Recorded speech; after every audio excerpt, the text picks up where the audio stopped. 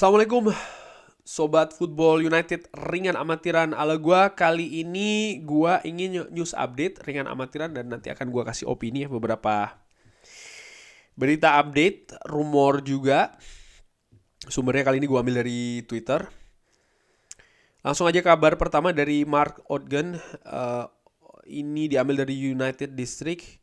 Manchester United dikabarkan ini akan berencana untuk melakukan pergerakan di bulan Januari.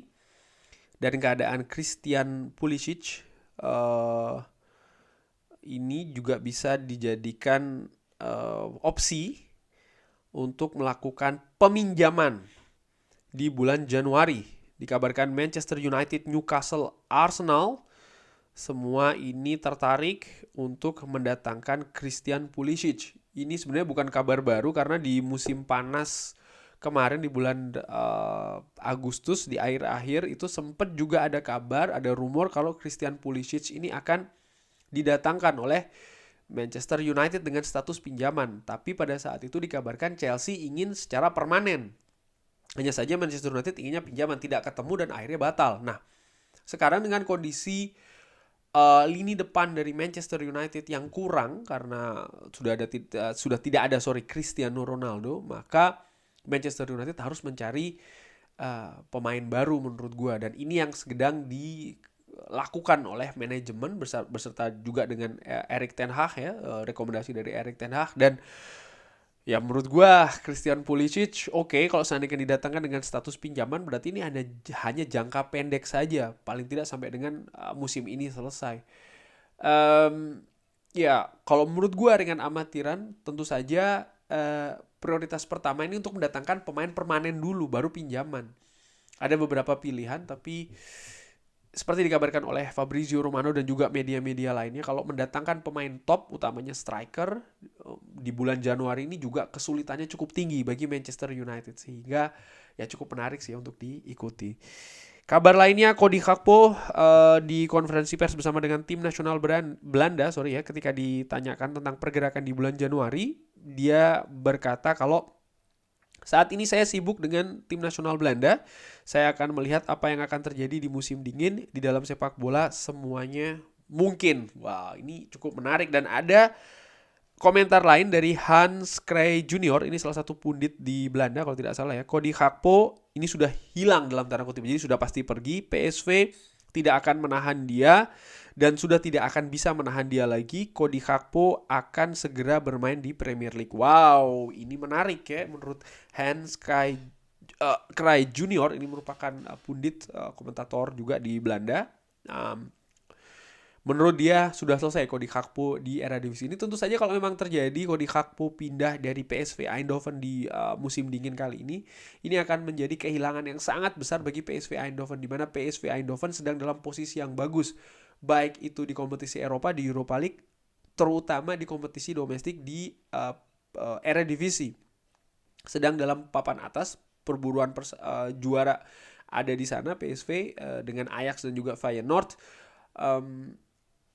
Cody Gakpo merupakan pemain yang sangat vital bagi PSV Eindhoven sampai dengan sejauh ini. Bagaimana kontribusi gol maupun assist ini sangat luar biasa. Dan kalau memang ini terjadi sekali lagi, Cody Gakpo cabut ya dari PSV Eindhoven, akan jadi kehilangan yang sangat besar bagi PSV Eindhoven. Bagi Manchester United sendiri yang dikait-kaitkan, bagaimana menurut gue ini akan jadi tambahan kualitas pastinya di lini depan.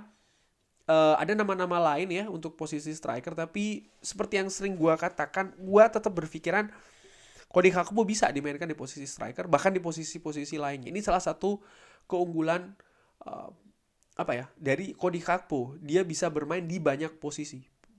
Sayap kiri bisa, di belakang striker bisa, dan gue yakin bermain di striker pun juga bisa. Sehingga ini akan sangat memudahkan bagi Erik ten Hag. Katakanlah kalau Erik ten Hag ini ingin melakukan variasi strategi serangan disesuaikan dengan lawan yang akan dihadapi dan lain-lain, disesuaikan juga ketersediaan pemain ya kan. Ini tentu saja sangat menarik. Kabar dari penjualan Manchester United saat ini. Jim Ratcliffe dikabarkan ini tidak tertarik untuk membeli Liverpool ya, setelah dijual oleh FSG.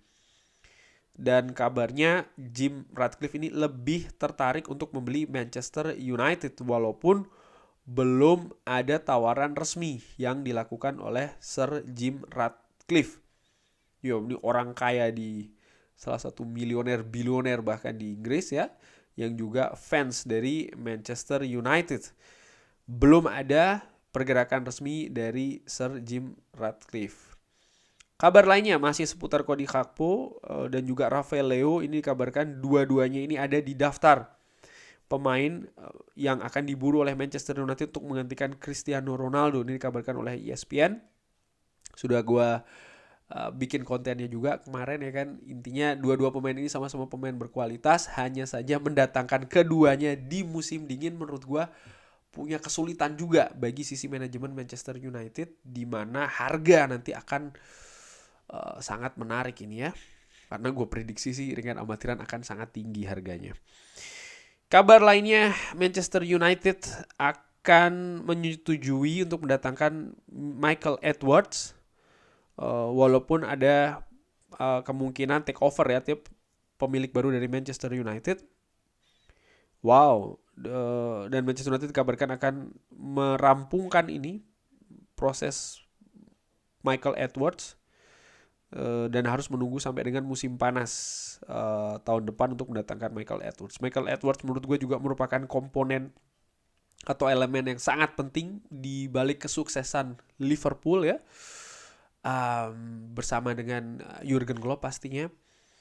Dan kalau dia bergabung dengan Manchester United tentu saja ini merupakan hal yang positif, tapi gue masih belum tahu nih bagaimana nanti ketika Michael Edwards datang ya kan.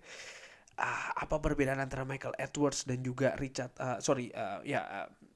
John Murtough ya kan, dan juga Richard Arnold dan juga Erik ten Hag. Oke, Erik ten Hag pasti sebagai manajer Manchester United, tapi bagaimana dengan John Murtough, bagaimana dengan